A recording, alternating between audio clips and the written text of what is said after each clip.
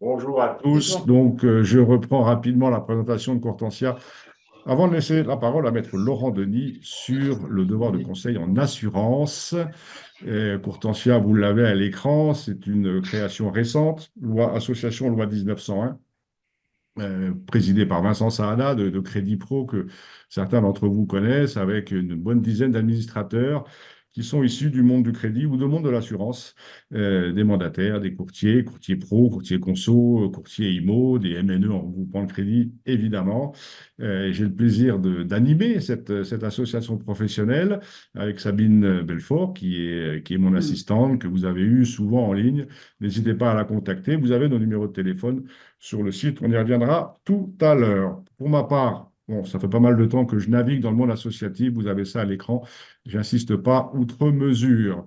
Sur les associations, très rapidement, un cadre réglementaire que vous connaissez, c'est récent avec l'obligation d'adhérer depuis avril 2022 pour les nouveaux oriacés et janvier 2023 pour toute la masse des environ 40 000 courtiers et leurs mandataires qui sont concernés. Je voudrais faire un petit focus rapidement sur les formations. C'est un sujet qui fait couler beaucoup d'encre. Enfin, je vous rappelle quand même que les formations sont obligatoires, des nombres d'heures qui diffèrent en fonction des catégories dans lesquelles vous êtes inscrite à l'ORIAS. C'est minimum un nombre d'heures suffisant. Je reprends les textes. Pour les courtiers qui font du prêt à la conso ou du crédit pro, c'est 7 heures pour ceux qui font du prêt immobilier. Et chez Courtensia, on considère que pour ceux qui font du regroupement de crédit, bah, c'est également 7 heures, qu'il n'y a pas lieu de faire 7 heures d'ECI, plus une heure de préconso, plus une heure de regroupement de crédit. On considère que 7 heures suffisent dans la mesure où dans ce module de 7 heures spécialisé sur le regroupement de crédit sont inclus un petit peu de RAC et un petit peu de préconso. Deuxième focus rapidement sur les responsabilités civiles professionnelles.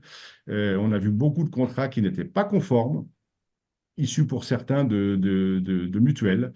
Donc faites attention, vous avez des montants minimums, hein, vous avez tout en disposition sur le site de Courtensia, des montants minimums de couverture par sinistre, par année d'assurance, pour les intermédiaires en crédit, pour les intermédiaires en assurance. Et pour ceux qui concernaient, une garantie financière pour ceux qui encaissent des fonds, évidemment. Donc attention à ça. N'hésitez pas à vérifier vos contrats, à nous contacter si vous avez un doute. Sabine a relancé beaucoup d'adhérents sur des contrats qui n'étaient pas conformes. Voilà, c'est en train de se mettre en conformité. Donc très, très bien.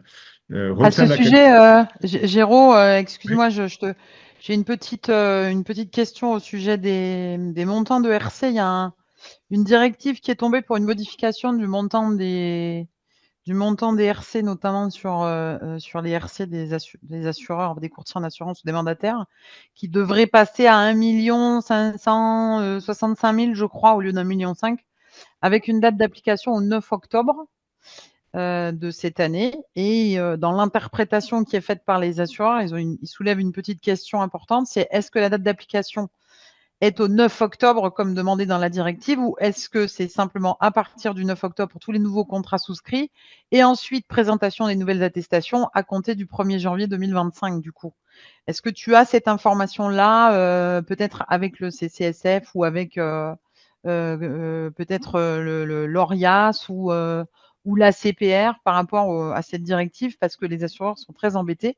Ça voudrait dire qu'il faudrait qu'ils réémettent, si on avait une date d'entrée en application au 9 octobre, je ne sais combien de centaines de milliers d'attestations, Oui, ça risque d'être et que compliqué. les assos seraient amenés à recontrôler tous les comptes de chaque adhérent qui est enregistré sur la partie assurance.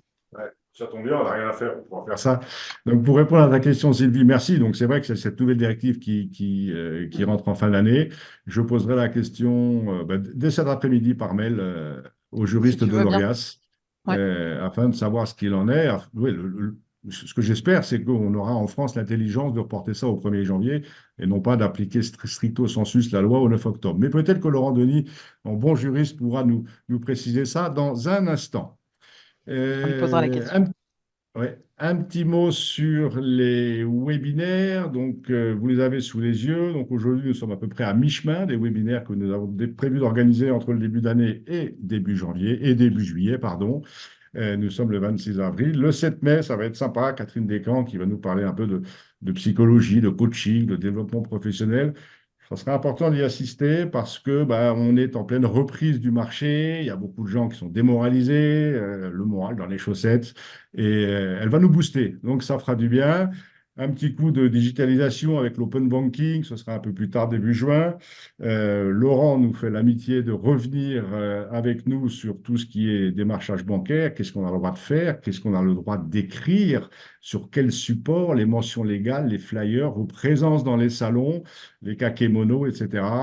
Voilà, c'est du réglementaire. C'est pas toujours très drôle, mais ça permet, là encore, de sécuriser votre activité en consacrant 1 heure, au moins d'avoir les grandes lignes, les grandes erreurs à ne pas faire, les grandes omissions à ne pas faire sur vos différents documents publicitaires. Et puis un petit dernier pour terminer la saison. Là encore, on va vous surprendre sur la formation avec Sylvie qui est là et Olivier également, membre fondateur de Courtensia ou Courtensia par amitié, enfin peu importe. Euh, on va vous surprendre début juillet, un petit quiz qui va vous montrer que finalement les formations, c'est pas si inutile que ça. J'ai repris tout à l'heure les heures qui sont nécessaires. Connectez-vous le 5 juillet, à moins que vous soyez déjà en vacances, c'est possible pour certains d'entre vous. Allez, Courtensia en 2 mots. Eh ben, on se positionne en partenaire, hein. Un partenaire, on n'est pas là. Alors, on a évidemment nos missions réglementaires à assumer, les vérifications, capacité initiale, etc. Mais vraiment, être en partenaire, répondre au téléphone, répondre à vos mails, vous communiquer des informations, lorsqu'on a des remontées terrain de difficultés rencontrées, pouvoir les partager avec vous. C'est vraiment être à vos côtés et non pas simplement un vague truc qui sert à rien, qu'il faut payer une fois de plus, etc. Venez chez Courtensia, ceux qui sont là le savent. On a une prestation de service qui, d'après eux, est à la hauteur de leurs attentes. La sécurité de son activité, on en a parlé à l'instant, participer à différents événements, évidemment. On va essayer d'organiser en fin d'année une convention avec des intervenants très techniques, très axés métiers, convention qui sera l'occasion de se retrouver ou de se découvrir, de partager des moments avec ses confrères. Donc, ça peut être très sympa. Pour terminer, suivez-nous sur LinkedIn. On a pas mal d'informations qui circulent. Et puis, un petit avis Google, ça fait toujours plaisir. N'hésitez pas, si vous êtes satisfait, parlez de Courtensia autour de vous. Qui mieux que Courtensia pour vous accompagner? Vous avez mon mail, celui de Sabine, mon portable, le téléphone du bureau. Vous avez tout ce qu'il faut. Voilà, je m'arrête là. Je laisse la parole à Laurent Denis qui va rentrer dans le détail du devoir de conseil. Laurent, si tu es là, je te laisse la parole. Je vais essayer de dérouler les diapositives tranquillement à ton rythme. Oui, Jérôme, bonjour à tous. Moi, je suis très heureux de vous voir. Nous allons, en cette dernière journée de semaine, même si on a un replay, on est vendredi pour nous tous, nous allons parler de dépression. Pas super gai de parler de dépression, et surtout de dépression en matière juridique. Il y a une première dépression qui est logée, en fait, dans toute la conception juridique du devoir de conseil, quel que soit le sujet auquel ce devoir de conseil s'applique. C'est l'idée qu'il y a un écart entre les compétences du client et les compétences du professionnel. Cet écart, cette dépression, cette différence, c'est ce qui fonde fondamentalement le devoir de conseil. En assurance emprunteur, ça a des conséquences vraiment importantes. La protection du client est ici essentielle. La protection du client, on peut vraiment dire que c'est une fonction générique de l'intermédiaire. On peut dire aussi, il n'y a pas de surprise pour vous tous qui pratiquez ces activités, que l'assurance est vraiment un élément devenu essentiel dans le crédit. On sait quelle part de prix global peut représenter l'assurance dans une opération de crédit. Donc l'importance de bien comprendre la façon dont le devoir de conseil se construit, et puis ce qu'on a voulu avec Géo, et je le remercie d'avoir eu l'idée d'échanger avec vous sur ce sujet que je trouve réellement extrêmement d'actualité, c'est vous donner des clés assez simples en peu de temps pour comprendre là où vous devez faire porter votre effort de conformité sur la question du devoir de conseil en assurance. Parce qu'on peut en parler extrêmement longtemps. Ça, c'est en général la phrase qu'on dit quand on n'a pas grand-chose à dire, hein. On peut en parler longtemps, on peut décrire des articles de code, on peut faire tout ça, mais on peut aussi dire ce qui est essentiel à retenir. Donc pour ceux qui souhaitent comprendre l'essentiel du propos d'aujourd'hui et fermer leurs oreilles et leurs yeux ensuite, bah, vous avez sur cette page l'essentiel de ce qu'il faut retenir. On va le balayer ensemble et c'est ce qu'on va préciser ou décrire dans les quelques minutes qui suivent. La première chose, c'est de retenir et de comprendre qu'il y a 2 niveaux de conseil en assurance. C'est quelque chose auquel on ne pense pas toujours spontanément, parce qu'on ne s'est pas forcément bien penché sur ce que c'était que le conseil en assurance, on n'a pas forcément analysé les textes qui parlent de conseil en assurance, mais quand on les prend, quand on les met dans le shaker, qu'on les compare, qu'on les décortique, qu'on les rapproche, qu'on essaie de voir quelle différence il peut y avoir, ben on s'aperçoit qu'il y a cette caractéristique centrale. Il y a un conseil obligatoire et puis qui est basé sur la cohérence.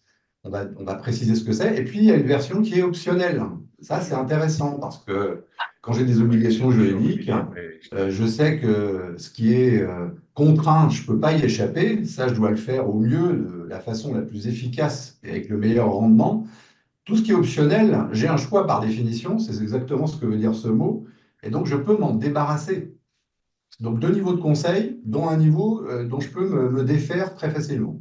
Ce qu'il faut retenir, deuxièmement, vraiment de central dans notre échange d'aujourd'hui sur le devoir de conseil en assurance emprunteur, c'est que dans le devoir de conseil en assurance tel qu'il existe depuis 2018, donc vous voyez, c'est assez récent aussi, ce qui est central, c'est le diagnostic des besoins du client. Ça, il y a plein d'étapes très importantes. Hein. Si on les oublie, on est forcément en défaut. Mais dans toutes ces étapes importantes, si on doit se donner des ordres de priorité pour s'éclairer un peu et se guider, ce qui est central, c'est de bien recenser les besoins et les exigences du client, de faire ce diagnostic des besoins. Après, il y a des choses qui sont importantes à avoir à l'esprit. Les sanctions sont bien connues. Hein, autant en conseil, en crédit, les sanctions sont difficiles à cerner parce qu'elles ne sont pas forcément en grande circulation. Ben là, vous verrez, on sait à quoi on s'expose si on est en défaut de conseil en assurance et même en assurance emprunteur, parce qu'on a des réponses, notamment judiciaires, assez précises. Il y a une question qui est importante, Jérôme l'a dit, on est dans un marché où le conseil en assurance emprunteur s'exerce dans un contexte de substitution. Vous savez qu'on est dans un marché d'assurance emprunteur qui est déséquilibré, je dirais même qui est honteusement déséquilibré, du fait des pratiques déloyales des banques, ça c'est la réalité, il y a le droit, il y a les pratiques des banques, et là aussi il y a un écart, hein, il y a une dépression entre ce que font les banques et ce que demande le droit, on le sait tous, et donc on a un focus important sur la question du coût de l'assurance emprunteur, qui se mesure avec différents indicateurs, on les regardera, et c'est important de comprendre l'efficacité et la limite aussi de ces différents indicateurs de prix, le prix étant lui-même, dans cette logique de substitution qui anime le marché, un point central. Un petit point que je rappelle, Géraud vient de le faire, on en dira un mot, mais on constate tous qu'il y a encore des questions et le doute là-dessus. Oui, si je suis OBSP, si je suis courtier en crédit et que je distribue de l'assurance, je dois prendre un statut d'intermédiaire d'assurance. Il y a plein de raisons juridiques qui poussent dans ce sens-là. Donc, il n'y a pas de mystère, il n'y a pas de doute, il n'y a pas d'incertitude. C'est tout à fait clair et ça veut dire que je suis soumis aux obligations du distributeur d'assurance, d'où l'intérêt des réflexions que vous pouvez avoir comme aujourd'hui sur ce sujet. Et puis, ce qui termine en cercle, concentre le tout, c'est la fiche de conseil en assurance. On est assez surpris souvent de voir à quel point elle est soit défaillante, soit même absente. Les banques, qui ont donc 80% du marché d'assurance emprunteur, ne sont pas toujours très rigoureuses en matière de preuve de la délivrance de leur devoir de conseil en assurance emprunteur. Donc, la sécurité, c'est une fiche de conseil en assurance emprunteur à votre main qui contient les bons ingrédients. Pas de fiche, gros risque. Donc, Géraud, si tu nous donnes un petit coup d'œil sur les diapositives suivantes, notre sujet est assez simple aujourd'hui. J'ai l'obligation de prouver que j'ai délivré mon conseil en assurance emprunteur quand je distribue ce produit. Je le fais avec une fiche. Qu'est-ce que je dois mettre dans cette fiche? Qu'est-ce que je vais y trouver? Comment je la construis? C'est comme ça que je suis tranquille et c'est comme ça que je me mets en sécurité. Petit clin d'œil sur la diapositive suivante d'un joyeux anniversaire. C'est en 1964 qu'on a vu apparaître le devoir de conseil en assurance. peut en tirer les conséquences qu'on veut de cette constatation assez simple, mais une, c'est qu'il ne date pas d'hier. À la différence d'autres objets juridiques, le devoir de conseil en assurance, il a de l'ancienneté. Je suis à peu près persuadé qu'il existait avant, mais on va dire que la tradition des juristes, c'est de faire remonter le devoir de conseil à 1964. Je crois qu'on a mis sur la diapositive suivante à quoi ça ressemblait. Voilà, c'est pas passionnant de lire la formule, mais en tout état de cause, on voit que la Cour de cassation nous dit à l'époque, le courtier d'assurance doit être le guide sûr et un conseiller expérimenté de son client, donc de l'assuré. C'est comme ça que le devoir de conseil est apparu, et il s'est ensuite propagé et généralisé à tous les distributeurs d'assurance. C'est-à-dire qu'aujourd'hui, dans la version du devoir de conseil, non pas de 1964, mais 2018, tout le monde est soumis au même devoir de conseil en assurance, tous les distributeurs, quel que soit leur statut par ailleurs. Et ça, c'est vraiment quelque chose d'assez central. Dans une version, vous en avez un extrait devant les yeux, un premier élément juridique important. Dans une version, je l'ai dit, qui date de 2018, c'est-à-dire de la législation européenne sur la distribution d'assurance, qu'on appelle souvent DDA 2. Donc voilà comment aujourd'hui est configuré ce devoir de conseil en assurance. On parle du devoir de conseil en assurance ici dans ses règles générales, avec une petite fantaisie, une petite particularité qu'il est bon d'avoir à l'esprit. Vous pouvez retenir avec des mots très simples. Plus je suis près du client, plus l'intensité du devoir de conseil est forte. Et oui, parce que vous comprenez bien que quand on distribue un produit d'assurance, il peut y avoir moi, le distributeur, qui suis en contact avec le client, mais il y a aussi éventuellement un courtier grossiste, mais il y a aussi une entreprise d'assurance, il peut y avoir d'autres courtiers, il peut y avoir des mandataires. Donc la règle est assez simple là aussi, c'est plus je suis proche du client, plus la force du devoir de conseil me frappe et me pèse sur les épaules. Plusieurs caractéristiques, et on a un petit tableau de synthèse qui va les résumer, peut-être Jérôme peut le montrer directement d'ailleurs. Voilà. Euh, Il n'y a pas un article du Code des assurances qui transpose en droit français tout sur le devoir de conseil, tout le périmètre du devoir de conseil. En réalité, il y a plusieurs morceaux, plusieurs briques qui viennent s'associer pour construire ce devoir de conseil en assurance. Ici, vous avez alors, quelquefois, on trouve dans la littérature des niveaux de conseil. Je ne suis pas forcément convaincu qu'il faille parler de niveau de conseil. La directive, la législation européenne, il faut le savoir, envisage même qu'on puisse vendre de l'assurance sans conseil. Mais ça, on l'oublie parce que ça n'existe pas en droit français. Ça n'a pas été retenu par le Code des assurances. Donc, je l'ai dit, il y a deux natures de conseil en assurance. La première, celle qu'on a devant les yeux, exige quelques étapes. Une qui est particulière à l'assurance, c'est ce qu'on appelle la gouvernance des produits d'assurance. Et ici, concrètement, c'est ce que vous voyez sur la colonne à droite. Je pense que Géraud Cambronac et Courtantia mettront à votre disposition le support et j'en diffuserai aussi beaucoup ces prochains jours. La gouvernance des produits d'assurance, ici, de façon très concrète et pas philosophique du tout, sans rentrer même dans le détail. Imaginez qu'on n'ait pas à comprendre ce que c'est que la gouvernance des produits d'assurance, assez pompeux. Bah, il y a des actions très précises à faire, dont une ou deux. La première, c'est de vérifier que le produit que je vends a bien été fixé comme un produit qui correspond à la cible de ce client. Le fabricant de produits d'assurance doit dire à ses distributeurs pour quel type de client est fait quel produit. Donc cette petite vérification est à faire. Comprenez bien que si elle apparaît dans votre fiche de conseil, pour reprendre mon exemple introductif, bah, c'est extrêmement efficace. Deuxième ensemble très important, je l'ai dit tout à l'heure, il est même central dans les priorités, lister, identifier les besoins et les exigences du client. Ensuite, je vais examiner un contrat d'assurance emprunteur. Je n'ai pas besoin d'en regarder 50 dans cette version élémentaire du conseil en assurance. Je vais vérifier la cohérence entre les besoins que j'identifie pour ce client et les fonctionnalités les garanties de ce contrat d'assurance. Dernière phase et dernière étape, je dois conseiller, faire l'acte de recommander, c'est ça le conseil, hein, orienter le client vers un produit et surtout motiver, c'est-à-dire donner les raisons pour lesquelles je pense que ce contrat d'assurance est cohérent avec les besoins et les exigences. Voilà, ça fait beaucoup de mots en très peu de temps, mais des mots très choisis et des mots qui correspondent exactement à ce qu'on trouve dans la législation et en particulier dans le Code des assurances. Si je propose en tant que distributeur le conseil personnalisé, je redis qu'il faut s'interroger sur l'intérêt de présenter ce conseil-là. Mais en tout cas, il ne faut pas s'y retrouver par accident. Donc, si vous ne faites pas ce type d'activité, cantonnez-vous au conseil obligatoire, celui pour lequel on n'a pas le choix. Bien ici, dans ce que le code appelle et la loi le conseil personnalisé en assurance, j'ai une dimension de comparaison.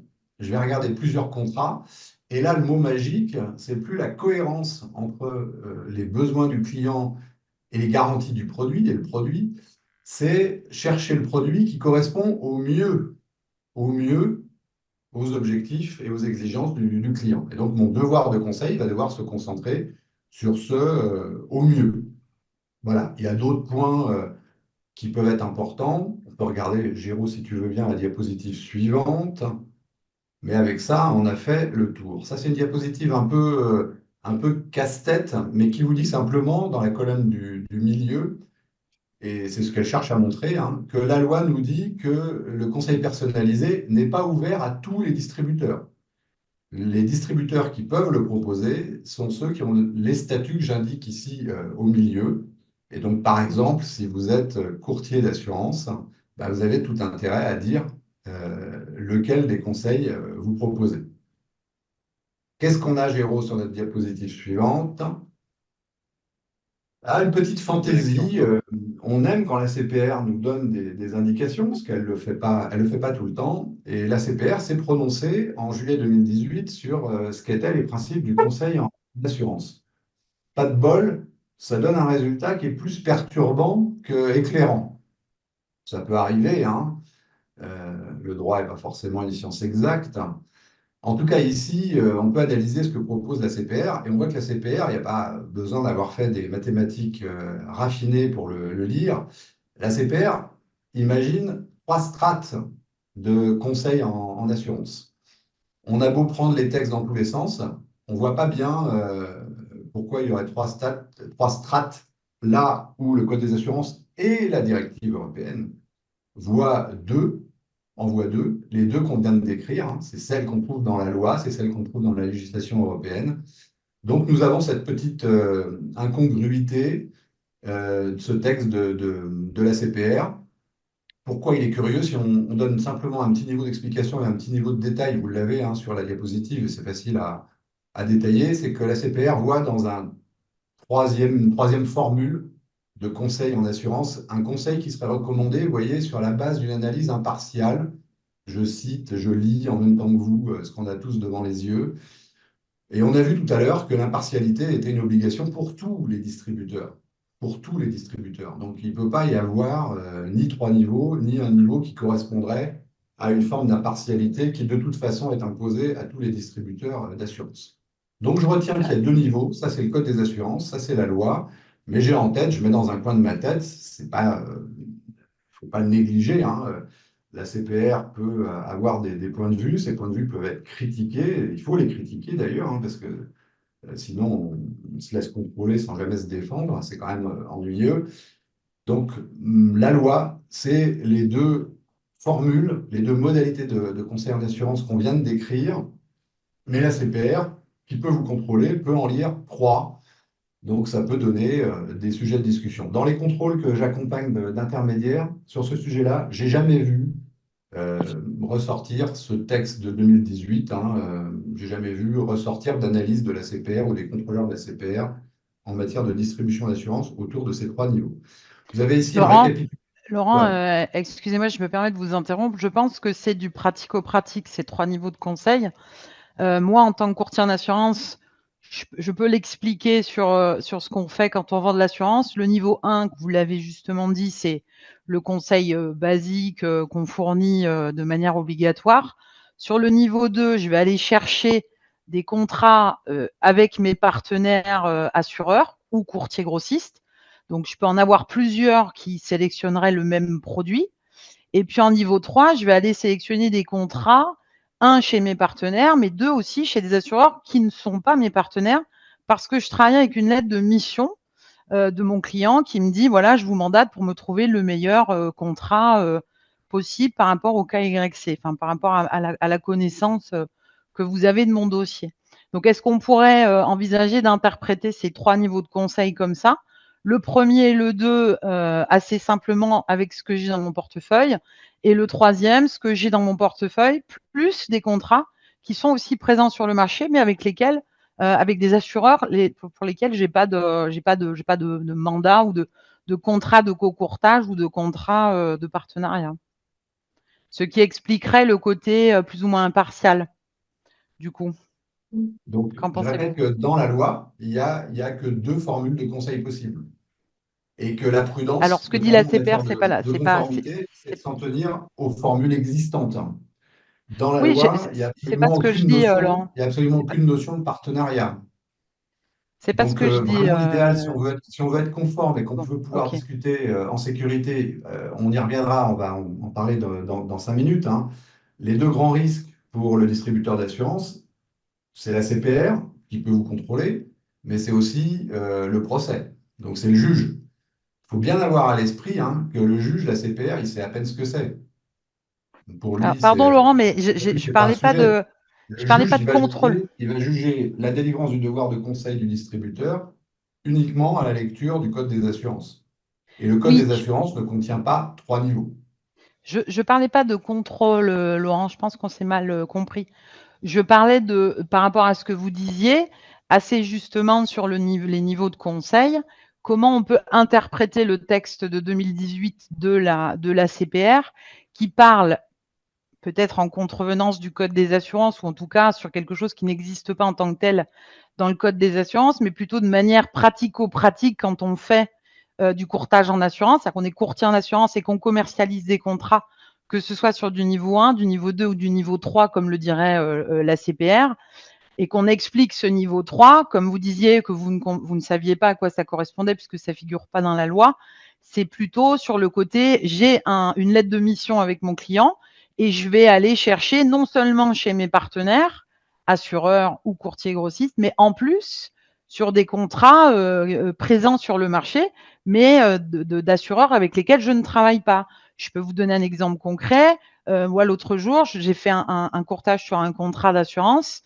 sur du conseil, on va dire, de niveau 3, avec des propositions que j'ai faites chez des assureurs avec lesquels je travaille, et aussi chez Groupama, parce que je n'ai pas de contrat avec Groupama, mais je me suis présentée avec un mandat client, une lettre de mission, en disant, voilà, je représente mon client, qu'est-ce que vous pouvez me proposer comme offre? Et Groupama m'a envoyé une offre en direct en disant, voilà ce que vous pouvez proposer à votre client. Et après, lui, le client, il choisit d'aller chez Groupama ou chez un de mes partenaires, peu importe, mais j'ai évalué l'ensemble des contrats présents sur le marché, y compris ceux avec lesquels je n'ai pas d'accord particulier. Je pense que c'est ça, cette histoire de niveau 3 qu'a précisé la CPR et qui, comme vous le dites, ne figure pas en tant que tel dans le code, dans le code des assurances. Mais je ne parlais pas du tout d'une attaque en justice ou d'une problématique de droit pur. C'était vraiment juste pour éclairer cette histoire de conseil de niveau 3 qui a été précisée par la CPR. Et une question très intéressante et qui m'amène à souligner le point suivant. La conformité, c'est mettre en cohérence ma pratique professionnelle avec des textes.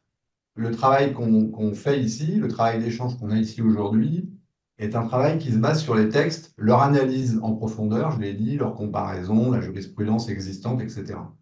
Il y a un risque énorme à viser un objectif de conformité en essayant de faire correspondre ce que je fais, de projeter ce que je fais en pratique à ce que pourraient être les textes. Ce n'est pas le bon sens. La conformité, c'est vraiment je pars des textes et je regarde ma pratique professionnelle. À partir du moment où on dit, et je le dis sans difficulté, que la CPR est dans une interprétation qu'elle veut juridique, hein, qui ne correspond pas à ce qu'on trouve ni dans la directive, ni dans le Code des assurances, le risque à être dans une logique de conformité proche de cette préconisation de la CPR ou de cette analyse de la CPR, on va même pas dire qu'il y a des préconisations, c'est tout simplement le risque d'être en défaut de conformité. On peut le formuler encore autrement. C'est une question aussi intéressante sous cet angle-là, d'ailleurs. On pourrait se dire, finalement, j'ai intérêt à suivre les remarques de la CPR de 2018, et comme ça, si je suis contrôlé par la CPR, je suis en sécurité. Même pas sûr. Même pas sûr. Parce qu'encore une fois, ce qu'on dit ici, ce qu'on voit clairement et objectivement dans une analyse juridique, c'est que ce que dit la CPR ne correspond pas à la loi. La conformité, bah, c'est se mettre en cohérence avec la loi. Donc j'ai vraiment intérêt, si je reste dans notre hypothèse d'une fiche de conseil qui me protège et qui me met en sécurité sur ces aspects de conseil d'assurance, à avoir une fiche de conseil qui colle au code des assurances et pas à ce que dit la CPR, parce que je me mettrais vraiment en risque d'être en non-conformité. Après, encore une fois, on ne le constate pas dans les contrôles. Je fais des hypothèses parce que pour le coup, là, je n'ai pas d'informations ni d'affirmations, mais peut-être que la CPR a changé d'avis depuis 2018, hein. Peut-être qu'elle a écrit ça et qu'elle n'a pas fait d'actualisation, qu'elle a pas fait d'actualisation de sa théorie de 2018. Donc, on sait exactement ce qu'est le conseil en assurance élémentaire et obligatoire, cette notion de cohérence hein, entre les besoins, je le redis, et le produit. Et on sait ce qu'est le service personnalisé, c'est la recherche parmi plusieurs contrats, de celui qui est le mieux, qui correspond au mieux aux besoins du client. La conformité dans le conseil en assurance, c'est ça, et la prudence, c'est ça aussi. On regarde notre diapositive suivante.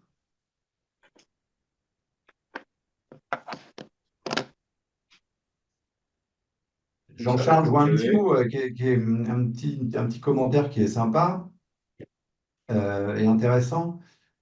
Je redis ce que j'ai dit tout à l'heure. De toute façon, là, on a deux diapositives hein, qui soulignent ce qu'on vient de dire. Ici, le schéma de conseil, le chemin de conseil un peu simple pour la partie obligatoire. La diapositive suivante, le chemin de conseil pour le conseil personnalisé. Je redis ce que j'ai dit tout à l'heure.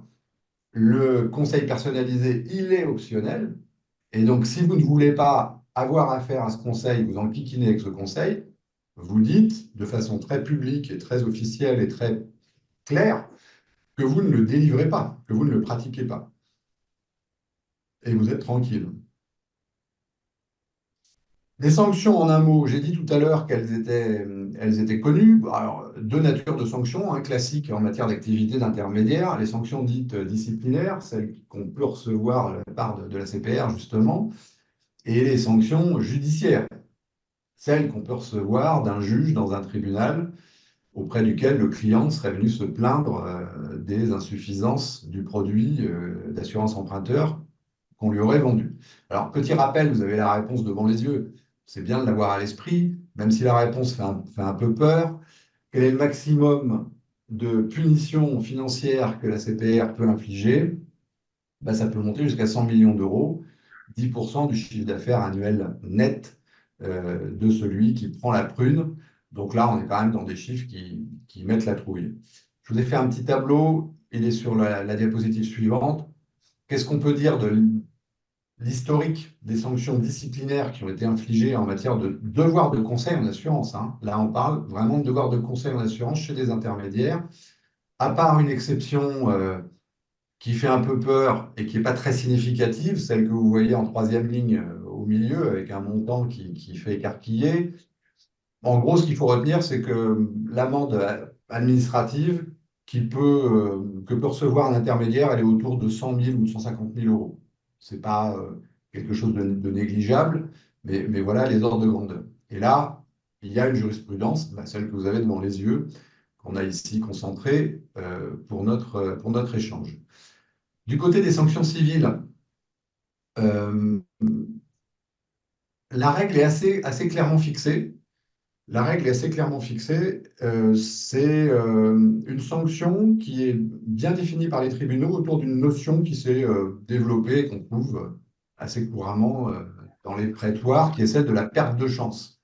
Je ne la développe pas ici. L'idée, c'est de dire que si le client aurait été mieux conseillé, s'il avait eu les garanties qu'il n'a pas eues, s'il avait eu un produit qui aurait répondu aux attentes alors que ce n'est pas le cas, il aurait bien conseillé, il n'aurait pas perdu cette chance de souscrire un bon produit. La petite nouveauté intéressante qui attire l'attention, c'est cet arrêt de 2022, c'est que la Cour de cassation a décidé que le client, l'assuré qui se plaint d'un défaut de conseil en assurance, c'était d'ailleurs sur une assurance emprunteur, hein, n'a pas à rapporter la preuve d'une perte de chance. Alors ça peut vous paraître très théorique, très fumeux ou très lointain, mais il faut juste retenir de ça et comprendre que s'il y a un défaut de conseil en matière d'assurance, l'assuré a beaucoup de facilité pour obtenir une indemnisation. Il a beaucoup de facilité parce qu'il n'a pas de preuve à sa charge à apporter qu'il aurait fait ci ou il aurait fait ça si le conseil avait été correctement délivré. Donc c'est une facilité qu'on lui donne. Les contentieux sont assez abondants hein, en matière d'assurance emprunteur. Comme c'est un produit assez divers et assez riche, on en trouve de toute nature avec toutes sortes de montants. Si une fois qu'on s'est fait peur 5 minutes avec ces sanctions, simplement en retenant qu'elles existent hein, et qu'on peut les subir, comment on met tout ça en œuvre? Bon, on a déjà évoqué ça à travers quelques exemples concrets pardon, et la discussion qu'on a eue. Petit rappel rapide, vous avez les textes devant les yeux, mais on ne va pas les exposer. Il n'y a pas de doute, il n'y a pas de mystère, il n'y a pas d'incertitude. Je distribue de l'assurance emprunteur, je suis courtier en crédit immobilier, je suis un distributeur d'assurance. Il n'y a pas de, vous savez, ce fantasme qui circule de la distribution accessoire, ce serait accessoire, etc. Si vous voulez vous en convaincre, il y a une façon assez simple de le faire pour le comprendre. La notion d'accessoire qu'on s'accorde à soi-même quand on réfléchit à cette question ne correspond pas à la notion d'accessoire qui se trouve dans la loi, c'est-à-dire dans le Code des assurances. Moi, je suis du prêt, c'est accessoire. La loi dit pas ça. La loi donne des définitions à ce qui est accessoire. Deuxième petite remarque, Géraud, si tu passes nos diapositives, je ne sais pas si je les... Non, donc on peut rester sur... Enfin, celle-là est très bien. Deuxième petite remarque associée au fait que quand je distribue de l'assurance emprunteur, j'ai forcément un statut de distributeur. Bah, tu l'as dit tout à l'heure, Géraud, je suis coincé, bloqué par cette obligation de formation continue de 15 heures. Alors, je sais que Géraud fait partie de ceux qui s'intéressent activement à ce sujet et qui cherchent des voies pour simplifier, ce qui est objectivement une charge excessive. Hein, c'est clair que 15 heures, quand je fais que de l'assurance emprunteur, il y a réellement, c'est pas franchement adapté. Malheureusement, c'est inscrit en dur à la fois dans la législation européenne et dans le Code des assurances. Ce qu'on ne dit pas assez, ou ce qu'on ne voit pas assez, c'est qu'en réalité, ce n'est pas 15 heures de formation, c'est 15 heures de développement professionnel. Et 15 heures de développement professionnel qui peuvent inclure d'autres choses. Ça veut dire quoi? Ben, ça veut dire que quand ça a été transposé, quand la directive a été transposée, des gens ont pris des petits raccourcis en transformant ce qui est dans la directive, 15 heures de développement professionnel par an, en 15 heures de formation. Euh, Faire tous les commentaires qu'on veut une fois qu'on a fait ce constat. Enfin, c'est déjà bien de l'avoir à l'esprit, mais en tout cas de se dire que les directives sont régulièrement revues. Donc ça fait clairement partie de sujets qui pourraient être sujet de discussion avec ceux qui vont transposer la prochaine fois la directive. La substitution est vraiment le centre de l'activité de la vente d'assurance emprunteur dans ce marché, comme je l'ai dit tout à l'heure, déséquilibré. Donc vous avez ici quelques graphiques issus notamment du bilan du 15 janvier dernier hein, du comité consultatif du secteur financier,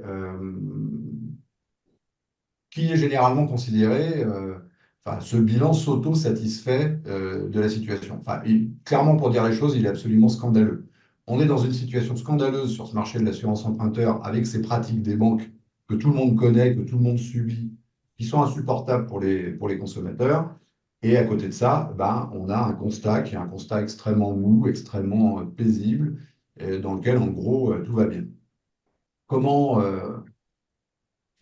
on examine, comment on traduit le devoir de conseil? Alors, il y a toute une partie que je ne développe pas ici, mais je vais évidemment retenir ce que j'ai vu tout à l'heure dans le devoir de conseil en assurance, le côté central des exigences et des besoins du client. Je vais regarder ce que fait le produit, quelles sont ses garanties et surtout quelles sont ses limites. C'est évidemment dans les limites que se loge tout le charme du devoir de conseil en assurance emprunteur. Les exclusions, les franchises, les carences, la façon dont je définis les quotités, c'est vraiment cet ensemble-là qui va fournir une prestation. Et on voit bien, hein, dès qu'on se penche sur des contrats, dès qu'on regarde des discussions avec ceux qui font ce travail, qu'il y a un travail énorme à faire sur ce que va réellement faire le produit, ce que promet en réalité le produit, en dehors de l'annonce générale qui est bah, je vous couvre d'échéances de prêt en cas de difficulté. Donc il faut regarder ça de façon extrêmement proche. Et le travail central, ça va être le travail de conseil central, ça va être l'analyse de cette cohérence entre ce que veut le client, ce que fait le produit. Donc tout va être centré là-dessus. Et donc ça, c'est un travail central qu'on développe, hein, c'est autour des garanties classiques que propose l'assurance emprunteur et que vous connaissez. Mais il y a un deuxième sujet qui est assez important, c'est celui de la tarification, bien sûr, puisqu'on se trouve dans un marché déséquilibré où les banques, les prêteurs ont des pratiques commerciales déloyales pour non seulement imposer leurs produits, mais le bilan du CCSF l'a bien montré, pour lutter contre le droit de substitution, qui est quand même un droit fondamental de l'assuré, pour résister à ce droit de substitution. Donc la question du tarif est vraiment une question essentielle. On peut l'aborder sous plusieurs angles. Alors, un point qu'on souligne ici, je trouve extrêmement important dans une logique de conseil, c'est de bien avoir à l'esprit, peut-être chacun d'entre vous a déjà bien ça en tête, chacun de ceux qui nous écoutent, que le prix de l'assurance emprunteur n'est pas forcément linéaire. Il peut être totalement décorrélé du profil de remboursement du prêt. Et en particulier, on a ces fameux contrats dégressifs qui ont été inventés par certaines banques il y a 3-4 ans maintenant, bah, dans lesquels, pour dire les choses avec des mots très simples, vous avez un immense remboursement du prix de l'assurance au début du prêt et très peu ensuite. Comprenez que les conséquences ne sont pas neutres. Quand on est dans une logique de substitution, qu'on n'a pas un produit dont le prix est distribué de façon linéaire, mais de façon déséquilibrée, avec un remboursement plus élevé en début de vie du produit, voilà, on voit bien à quel point ça c'est important. Donc ça, typiquement, cette question de la distribution du coût du contrat d'assurance, elle est vraiment à prendre en compte dans l'analyse du prix du produit. Qu'est-ce qu'on a après comme diapositive? Ben, ce site-là, on peut en citer d'autres simplement, mais fait partie des sites, enfin, en tout cas, ce sont des personnes qui s'intéressent à ces sujets-là et aux simulations de prix. Donc, c'est un site qui est intéressant pour simuler justement ces questions de profil de tarification décalés qu'on peut trouver dans certains produits. Ensuite, sur le prix, qu'est-ce qu'il faut retenir? Ben, qu'on peut l'analyser avec différents critères, c'est d'ailleurs ce que nous dit le Code des assurances, dont deux qui sont très fréquemment utilisés, évidemment, que vous avez en tête. Ben, le premier, c'est le coût en euros. Le coût en euros, le prix global, avec toutes les limites que peut avoir le prix global, mais ça a le mérite d'être un indicateur parlant pour un client. Le deuxième indicateur de coût, c'est celui qui est associé au TAEG du prêt. Et vous savez qu'en assurance, ça s'appelle le TAEA. Et ce taux annuel effectif d'assurance est tout simplement le morceau de TAEG qui correspond au coût de l'assurance emprunteur. Donc là, particularité notable. Alors vous savez qu'en matière de TAEG, la particularité, c'est qu'il y a une réglementation et une législation qui n'est pas appliquée correctement par les prêteurs. La législation et la réglementation du TAEG a changé en 2016 et les prêteurs continuent à appliquer la philosophie du TAEG qui existait de 1966 à 2016. On a beaucoup d'informations qui souligne ce point. On sait que les prêteurs résistent pour plein de raisons, qui ne sont pas toujours des raisons très bonnes. En tout cas, ce qu'il faut retenir, c'est que d'un point de vue purement juridique, le TAEA peut ne pas être un bon indicateur de prix, tout simplement parce que ces conditions de calcul ne permettent pas d'en tirer une information pertinente. Or, il se trouve que j'ai dit que les banques ne respectaient pas les règles de calcul du TAEG. Il se trouve qu'en assurance emprunteur, elles sont plutôt partagées. On voit bien ces dernières années, et c'est pour ça que j'ai souligné ce point-là auprès de vous aujourd'hui, on voit bien ces dernières années que les banques ont prouvé de l'intérêt à appliquer correctement le calcul juridique du TAEG en matière d'assurance emprunteur. Confrontées, comme vous l'avez été, comme tout le monde peut l'être, au taux d'usure, aux difficultés de faire passer certains produits un peu chers, elles ont compris que de temps en temps, ça pouvait être intéressant de dire que toute ou partie de l'assurance emprunteur ou cette partie de l'assurance emprunteur était hors condition d'obtention du prêt, qui est l'une des trois conditions qui déterminent l'entrée d'un coût dans le TAEG. Donc on voit qu'on a aujourd'hui cette pratique des banques qui s'est installée en assurance emprunteur, où les banques appliquent la loi en distinguant les coûts qui sont des coûts que le prêteur elle-même exige comme condition d'octroi du prêt et les coûts qu'elle n'exige pas. Pour être totalement efficace sur ces sujets-là et pas se prendre la tête, l'idéal, c'est toujours d'avoir le tableau des coûts complets. L'idéal, c'est toujours d'avoir le tableau des coûts complets et à côté, la liste des conditions que la banque exige pour octroyer le prêt. Vous savez qu'en assurance, en crédit immobilier, il y a une fiche standardisée, la FIS, et que la FIS prévoit la liste des conditions d'octroi du prêt. Donc, tout ça est facilité. Il n'y aurait pas énormément, beaucoup d'efforts à faire de la part des prêteurs pour clarifier le sujet, donner une information exhaustive en matière de coûts, donner une information précise et correspondant au droit en matière de calcul du TAEG et de calcul du TAEA. Cette logique juridique, ces critères juridiques ont été confirmés il y a très peu de temps, le 21 mars dernier, par la Cour de justice de l'Union européenne. Elle ne s'était pas prononcée sur ce sujet-là, et donc elle a rappelé la règle. On arrive à la fin avec une information à vraiment souligner, parce que je constate très souvent la confusion qui est faite. Vous avez autour de l'assurance en général et de l'assurance emprunteur en particulier, plein de documents qui gravitent. Vous connaissez l'IPID, on appelle aussi le DC. Je ne me souviens jamais lequel est en français et lequel est en anglais. Ça va être le deuxième en français et l'IPID en anglais. Vous avez bien sûr la fiche standardisée d'information qui, comble de la coquetterie, contient le mot conseil. Et puis, vous avez la fameuse notice d'information, c'est les conditions générales du contrat.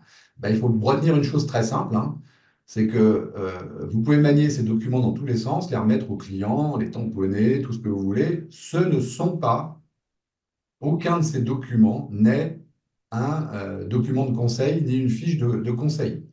J'ai beau remettre l'IPID, la fiche standardisée, les conditions générales, la notice, si je n'ai pas remis une fiche de conseil, je n'ai pas donné la preuve que le conseil était correctement délivré. Donc, là aussi, hein, je rappelle vite, il n'y a pas tellement de doutes sur le sujet, encore que quelquefois, on entend des choses surprenantes, hein. Il y a encore des gens qui pensent que c'est au client de prouver le défaut de conseil. Le client, il prouve le défaut de conseil de façon très, très simple. C'est au professionnel de prouver qu'il a remis une fiche. Si vous n'avez pas de fiche, vous n'avez pas délivré le conseil. J'ajoute, avec tout ce qu'on s'est dit maintenant, si vous n'avez pas de fiche, correspond à la géographie du Code des assurances sur l'obligation de conseil, hein, vous n'avez pas non plus délivré correctement l'obligation de conseil. Ce n'est pas la même chose. Au mieux, une mauvaise fiche de conseil, mal faite, mal fagotée, plutôt que pas de fiche de conseil du tout. Donc ça, c'est quelque chose de très affirmé. Pas de fiche, pas de preuve de la délivrance du conseil, et donc drame possible.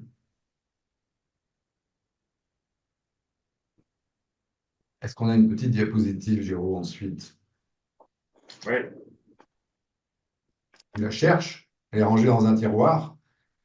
Il y a, Vous juste avez pour le chat. terminer, parce qu'on s'est dit, ah, tu regardes le chat. Juste pour terminer, parce qu'on s'est dit beaucoup de choses, j'espère, précise pour vous et à la fois stimulante et pleine d'illustrations dans vos activités concrètes. Le, le petit jeu simple, une petite observation simple, c'est qu'il y a une racine sémantique latine, en l'occurrence commune, au terme d'assurance et au terme de courtier. Vous savez que le terme de courtier a plusieurs racines étymologiques, plusieurs significations historiques. Dans l'une d'elles, c'est le courtier, c'est celui qui prend soin. Et l'assurance, en latin, c'est le produit qui met en sécurité. Donc, on a vraiment une conjonction étroite. Enfin, le produit d'assurance, particulièrement, je trouve le produit d'assurance emprunteur, avec toute l'importance qu'il a pris dans la distribution du crédit immobilier, c'est vraiment l'art central du travail de conseil que peut prodiguer un intermédiaire, un courtier ou d'autres intermédiaires. Et on ne le développe pas ici, mais il n'y a évidemment aucune difficulté à inclure une fiche de conseil comme ça dans un ensemble contractuel, un contrat de mandat, enfin, les documents habituels avec lesquels vous travaillez. Voilà, une fiche de conseil ne pose pas de difficulté de ce point de vue-là.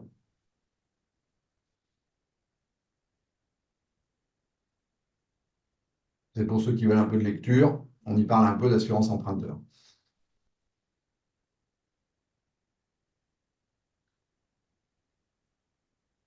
Et donc, je diffuse ces prochains jours des supports et des documents totalement détaillés sur la manière dont se justifie tout ce que je vous ai dit aujourd'hui.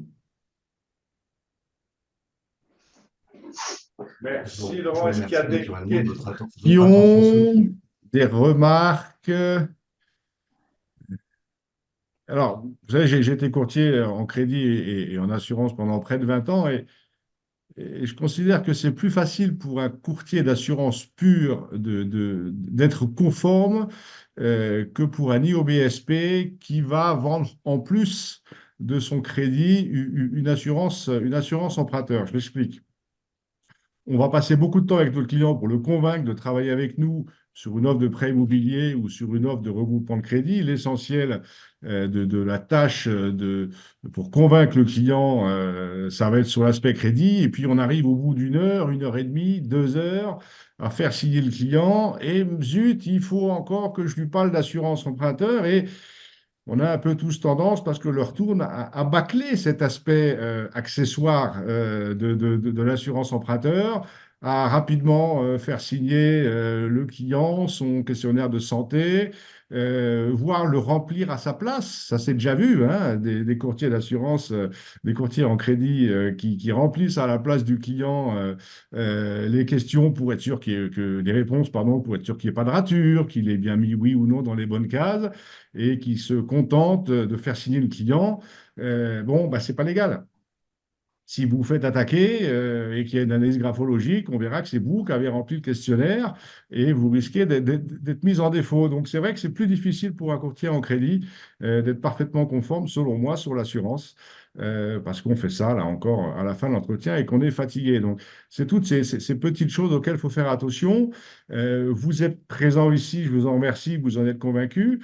Si vous avez des salariés, attention à leur capacité initiale déjà à commercialiser un produit d'assurance, hein. Je vous rappelle, sauf erreur de ma part, qu'un niveau 3 en assurance ne peut pas commercialiser de l'assurance en dehors du lieu de vente et qu'il ne peut le faire qu'en présence d'un niveau 1. Donc, si vous avez des salariés qui ont un niveau 3 d'assurance, il ne peut pas aller chez le client lui faire signer un questionnaire de santé. Donc, attention à toutes ces petites choses-là.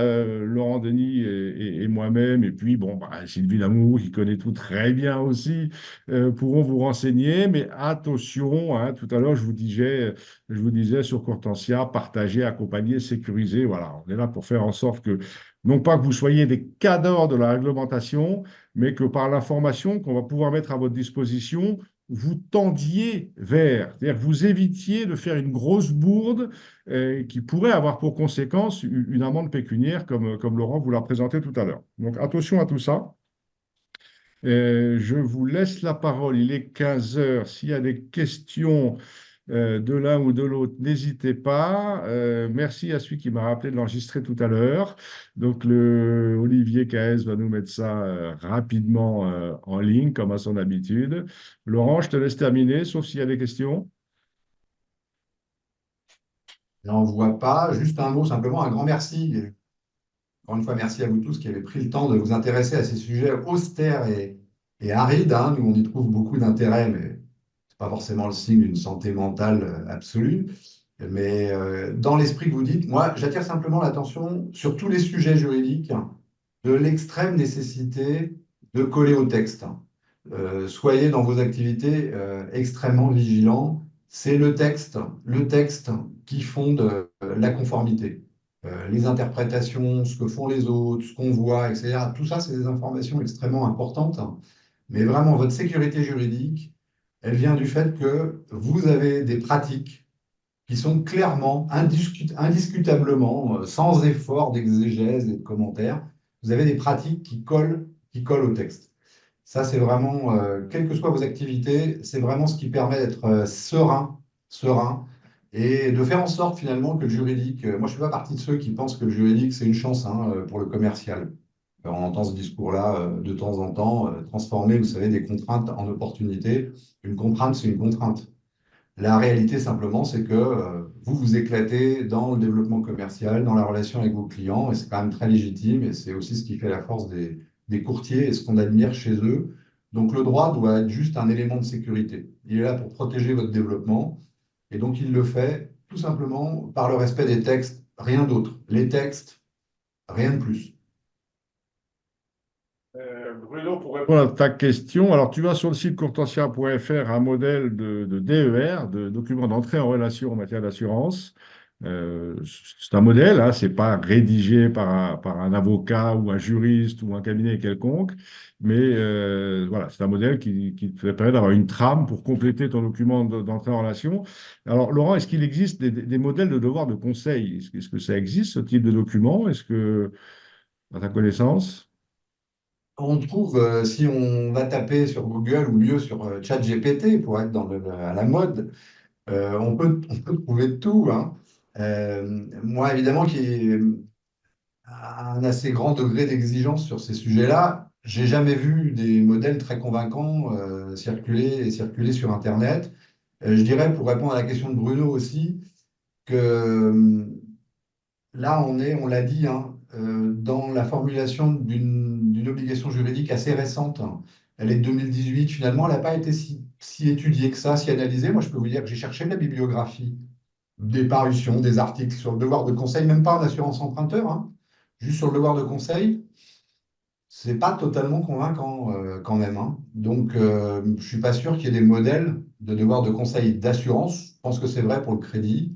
Je pense que d'une façon générale, vous êtes dans des métiers pointus, dans lesquels les obligations évoluent assez vite. Pour beaucoup, elles sont récentes. Vous voyez, là, on a cité un exemple de jurisprudence de 2022 ou même de 2024. Enfin, on a cité vraiment des choses récentes. Donc, vous êtes sur des métiers pointus où l'exigence juridique est forte, ça bouge beaucoup.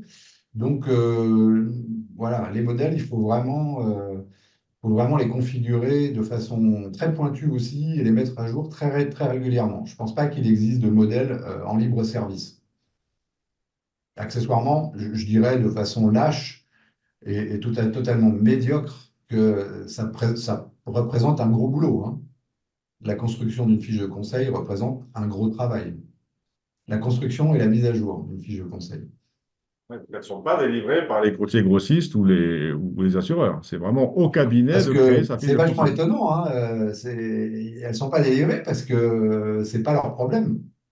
C'est pas leur problème. Là, pour le coup, c'est assez intéressant, hein, parce que finalement, ça me saisit là, en écoutant ta question, Géraud. On se retrouve dans la même configuration que le devoir de conseil, en crédit, pardon. Dans le devoir de conseil en crédit, le courtier est à poil, parce que comme vous le savez, la banque n'a pas de devoir de conseil, donc elle ne se fatigue pas. Dans le devoir de conseil en assurance, tout le monde a la même obligation, celle qu'on vient de décortiquer, en insistant sur ses caractéristiques, ses aspérités. Mais j'ai dit tout à l'heure, celui qui est le plus exposé, c'est celui qui est en contact avec le client. Donc les autres ne se fatiguent pas.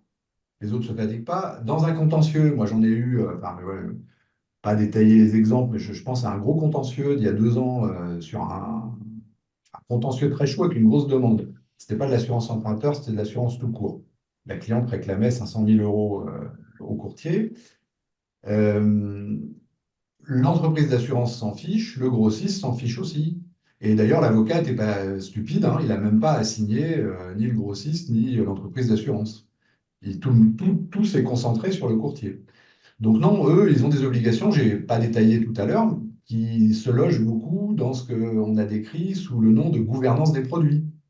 Ils vont devoir donner de l'information sur les produits, ils vont devoir donner des caractéristiques techniques, mais aussi commerciales, le fameux marché cible dont j'ai parlé rapidement. Donc ça, oui, là, ils ont une zone d'obligation, mais comme celui qui distribue a aussi l'obligation d'avoir ces informations, s'il ne l'a pas fait, c'est autant pour sa pomme. Donc, c'est vraiment le travail du distributeur d'assurance qui est en face du client, harassé, comme tu l'as dit, Géraud, à la fin de sa vente, se disant, je vais quand même placer un peu d'assurance emprunteur.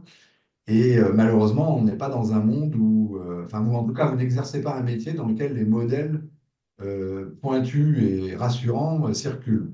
Je ne sais pas si ça existe pour d'autres activités, je n'ai pas la prétention de connaître tous les domaines du droit. Mais en tout cas, si on va sur les sites internet qui nous préfabriquent des modèles de contrat qui sont souvent assez déceptifs d'ailleurs, hein, je pense qu'on ne trouverait même pas ce type de modèle. Donc, peut-être que l'un ou l'autre d'entre vous qui pratiquez de l'assurance pourrait demander à un courtier grossiste s'il n'a pas un exemple un exemple. De fiche de Moi, je suis conseil? preneur. Je ne suis pas assez calé pour pondre ex nihilo une fiche de conseil, mais renseignez-vous auprès des grossistes ou auprès de vos compagnies, hein. Ils ont peut-être ça en stock. C'est quand même leur C'est une bonne, intérêt, notamment pour les c'est une bonne mandataires idée, Jérôme, mais d'assurance. c'est une bonne idée. On pourrait demander aussi, pour ceux qui le souhaitent, hein, on pourrait faire un grand jeu de collecte de fiches de conseil auprès des banques. Hein, vous voyez le client, vous n'avez pas eu voix au chapitre, vous avez dû vous taire. Manifestement, c'est le cas dans 8 contrats sur 10, hein. Et donc, le client s'est vu imposer une assurance de groupe hein, par la banque. Elle doit délivrer un devoir de conseil. On peut, par curiosité, tenter aimablement de récupérer la fiche de conseil de la banque et on sera heureux de les comparer de façon parfaitement anonyme. On ne donnera pas de nom, mais ça pourrait être un exercice très intéressant. Moi, je suis preneur, hein. Si vous voulez des fiches de conseil de banque en matière d'assurance, c'est vrai que ça risque d'avoir des surprises. Sylvie,